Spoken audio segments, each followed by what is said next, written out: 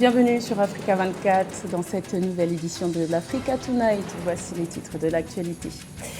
Des accords politiques au Mali, le cadre d'échange des partis et regroupement des partis politiques pour une transition réussie au Mali rejette le projet de nouvelle loi électorale. La coalition évoque un manque de consensus de la part du pouvoir en place. Un nouveau variant de coronavirus fait parler de lui en Afrique du Sud. Il s'agit du variant Omicron qui semble se propager très vite. Face à ce constat, plusieurs pays de l'Union européenne ont décidé d'interrompre leurs liaisons aériennes avec les pays d'Afrique australe. Et l'ancien footballeur international camerounais Samuel Eto'o a vu sa candidature au poste de président de la Fédération camerounaise de football validée.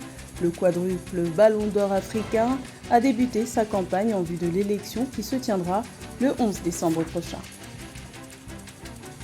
Mais tout d'abord, au Burkina Faso, un rassemblement contre le pouvoir composé de plusieurs centaines de personnes a été dispersé ce samedi 27 novembre à Ouagadougou par les policiers anti-émeutes à l'aide de gaz lacrymogène. Toutes ces personnes s'apprêtaient à braver l'interdiction de manifester décrétée par la mairie de Ouagadougou. Rappelons que cet appel à manifester ce samedi a été lancé par la coalition du 27 novembre, regroupant 3 organisations de la société civile. Celle-ci avait appelé à une manifestation massive et pacifique pour dénoncer l'insécurité grandissante dans le pays et pour exiger le départ du président Roch-Marc Christian Kaboré. Les élections prévues en février 2022 au Mali auront-elles lieu? La question se pose à 3 mois de l'échéance, d'autant plus que le cadre d'échange des partis et regroupement de partis politiques pour une transition réussie au Mali a rejeté le projet de nouvelle loi électorale ce vendredi. La coalition reproche aux autorités en place de ne pas avoir consulté l'ensemble de la classe politique avant l'adoption de ce projet en Conseil des ministres le 24 novembre. Les précisions de Amenage.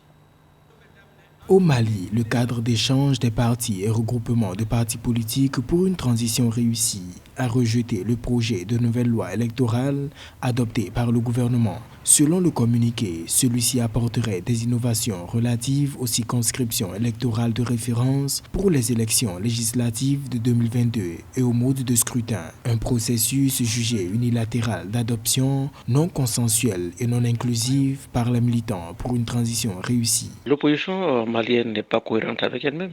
Cette opposition avait été invitée à la table ronde initiée par le gouvernement en vue d'élaborer un projet de réforme constitutionnelle lié à la question électorale. Nous nous étonnons aujourd'hui pour que cette opposition estime qu'elle n'a pas été associée dans une approche anticonsensuelle, ce qui n'est pas la réalité en tant que telle. Le regroupement de partis politiques rappelle que le temps imparti pour le reste de la transition est largement insuffisant pour la mise en place d'un organe aux fins d'assurer son indépendance et sa transparence dans la fixation des circonscriptions électorales. Il est donc important pour cette opposition de comprendre que si elle aspire au retour au pouvoir, il est important qu'elle sache qu'on ne peut pas mener un combat politique par procuration en le confiant à un agenda international incarné par la CEDEAO. Selon l'article 2, alinéa 1 de la CEDEAO sur la démocratie et la bonne gouvernance, aucune réforme substantielle de la loi électorale ne doit intervenir dans les 6 mois précédant les élections sans le consentement d'une large majorité des acteurs politiques.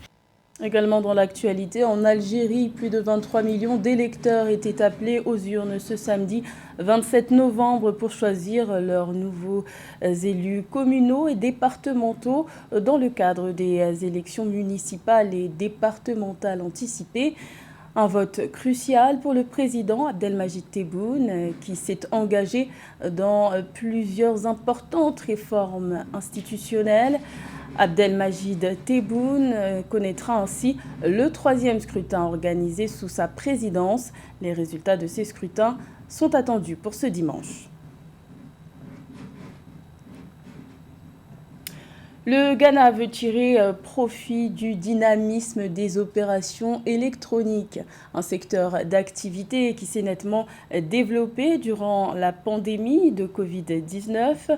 Le gouvernement ghanéen a décidé de renflouer les caisses de l'État en instaurant une taxe de 1,75% sur le e-paiement. Cette taxe entrera en vigueur le 1er janvier 2022. Les explications de Marie-Raphaël Antolo. Pour élargir le filet fiscal et toucher le secteur informel, les autorités ghanéennes annoncent l'entrée en vigueur du prélèvement d'une taxe de 1,75% sur toutes les transactions financières électroniques effectuées dans le pays. Selon l'information du ministre des Finances du Ghana, le prélèvement concerne toutes les transactions électroniques, y compris le mobile money, les transferts bancaires et autres envois de fonds. 2020 a été une année, comme on l'appelle tous, l'année du Covid. Ça veut dire qu'en fait, toutes les économies du monde ont reçu un choc. Il ne faut pas espérer que des solutions conjoncturelles peuvent être en mesure de résoudre un problème structurel. Je pense qu'il faut faire toute la différence entre le choc de Covid, qui demande des solutions réelles, structurantes au niveau de l'économie, et des solutions, à mon avis, qui peuvent permettre de boucher les trous, comme cette question d'une fiscalité supplémentaire sur les transactions électroniques. Selon les explications du gouvernement ghanéen, l'adoption de nombreuses politiques budgétaires en 2020 a entraîné une augmentation de la dette publique totale et une forte baisse des recettes durant l'année. Avec les politiques budgétaires adoptées, le pays a enregistré un déficit de 11,7% du PIB contre un objectif de 4,7% du PIB, alors que cette mesure visait à soulager les populations qui subissent les effets de la pandémie de la Covid-19. Déjà, il faut être en mesure de l'évaluer pour être en mesure de savoir si, volumétriquement parlant, il représente la perte qu'on a connue en 2020. Sinon, il faut chercher des solutions structurantes. À mon avis, l'économie informelle mérite d'être réorganisée. Et à mon avis, tous les pays africains devraient se battre pour intégrer la partie rurale dans l'économie nationale. La taxe, qui sera communément appelée taxe de prélèvement sur les transactions électroniques ou prélèvement électronique, entrera officiellement en vigueur le 1er janvier 2022, selon le ministre des Finances. L'Afrique australe est mise en quarantaine depuis ce vendredi. Plusieurs pays de l'Union européenne ont décidé d'interrompre leur liaison aérienne avec l'Afrique du Sud et les autres pays de la sous-région. En cause, la détection d'un nouveau variant de coronavirus. Ce variant, appelé Omicron, aurait beaucoup plus de mutations et serait donc plus contagieux. Le point avec Samantha Saberou Saboubanga. Préoccupés par la découverte du nouveau variant du coronavirus baptisé Omicron en Afrique du Sud, les 27 États membres de l'Union européenne veulent interdire les vols aériens en provenance d'Afrique australe. Il s'agit des 7 pays touchés par le nouveau variant Omicron, à savoir le Botswana, les Swatini, le Lesotho, le Mozambique, la Namibie, l'Afrique du Sud et le Zimbabwe. L'information ressort d'un communiqué de la présidente de la Commission européenne, Ursula von der Leyen. Il n'y a aucun pays au monde qui accepterait de laisser entrer dans sa zone géographique un virus potentiellement dangereux et qui peut non seulement tuer sa population et tuer son économie. Ça n'existe nulle part. Avant l'émergence de la Covid-19, on a eu le cas avec Ebola, où les frontières se sont fermées. Je vous rappelle que, par exemple, si vous prenez le cas du Sénégal, le Sénégal a fermé sa frontière avec la Guinée. Bien qu'il soit impossible de dire pour le moment où est apparu en premier le variant, c'est en Afrique du Sud qui se propage rapidement. Selon l'Organisation mondiale de la santé, le nombre de cas de contamination liés à ce variant est en augmentation dans presque toutes les provinces d'Afrique du Sud. Moi, personnellement, je comprends parfaitement la position de l'Union européenne. C'est une position que tous les pays du monde feraient. Et même, je vous assure que si le variant Omicron était né en Europe, l'Afrique du Sud aurait fermé ses frontières avec l'Union européenne. Regardez le Maroc, qui a décidé d'arrêter ses vols en provenance de la France, justement pour éviter que la France exporte vers le Maroc cette 5e vague de Covid-19. Et je suis sûr que d'autres pays vont commencer à regarder à 2 fois les vols qui vont provenir de l'Europe. Très touchés par la 4e vague d'infection coronavirus, l'Union européenne et les gouvernements s'efforcent de renforcer les restrictions, en se barricadant les uns après les autres face à l'apparition du nouveau variant Omicron, officiellement classé variant préoccupant du coronavirus par l'OMS. Le secteur privé camerounais est en quête d'un nouveau souffle. Les petites et moyennes entreprises représentent plus de 90% du tissu économique, mais elles sont confrontées à une double peine. Sécuritaire d'abord, avec la crise des séparatistes anglophones qui sévit depuis fin 2016, puis sanitaire avec la pandémie de Covid-19. La relance du secteur pourrait donc se trouver du côté du numérique. Les explications de Nathalie Mo. Depuis 2016, les entreprises ont subi des pertes de l'ordre de plus de 800 milliards de francs CFA au Cameroun. Le groupement interpatronal JICAM, au vu de ces chiffres, veut réactiver les partenariats au développement pour soutenir le secteur privé. Un secteur privé camerounais qui subit la double peine de la crise anglophone et de la pandémie de Covid-19. Face à ces défis, les entreprises veulent améliorer leur compétitivité. Le JICAM a articulé tout ce qui peut être fait pour demain aider l'investissement privé à croître au Cameroun et à croître dans la qualité. La structure du secteur privé est diversifiée au Cameroun. Les industries à la traîne souffrent d'un déficit énergétique de 340 MW qui plombe leur essor au-delà des aléas sanitaires et sécuritaires. D'un autre côté, le numérique est un secteur émergent qui concentre aujourd'hui 43% de création d'entreprises. Accompagner cette dynamique globale en renforçant les secteurs par des investissements pas forcément directs mais sur des circuits courts permettant donc aux chefs d'entreprise et aux industries d'avoir accès plus facilement au financement et aussi en renforçant les capacités des plus petites entreprises qui constituent le gros du tissu économique camerounais.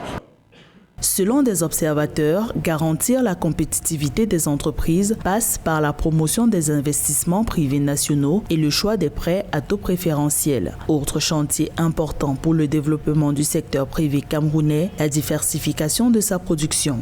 Pour le Fonds monétaire international, l'atteinte de cet objectif sera rendue possible grâce à l'amélioration du climat des affaires et de la gouvernance. Samuel Eto'o est en campagne électorale en vue de l'élection du 11 décembre prochain. L'ancien footballeur international camerounais fait partie des 6 candidats en lice pour le poste de président de la Fédération camerounaise de football. Son programme, assainir les finances de la FECAFOOT et restaurer l'éthique du football camerounais. Plus de détails avec Nathalie Mo. L'amélioration de la gouvernance de l'instance fêtière du football camerounais arrive en tête des chantiers proposés par Samuel Eto'o fils en vue de l'élection à la présidence de la Fédération camerounaise de football, la FECAFOOT. L'ancien international camerounais a l'ambition de restructurer l'administration de la FECAFOOT. Il veut ramener un climat de confiance mutuelle au sein de l'organisation. Il est temps qu'on se parle, qu'on se mette d'accord autour d'un même projet. Samuel Eto'o fils veut rétablir l'éthique et la transparence dans les finances de la FECAFOOT.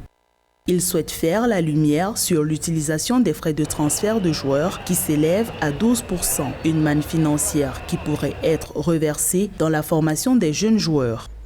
J'ai eu plus ou moins 100 millions d'euros. Prenez 12% de 100 millions d'euros qui sont rentrés dans les caisses de la fédération. Jusqu'à présent, je ne sais pas ce qu'ils ont fait de ces sous.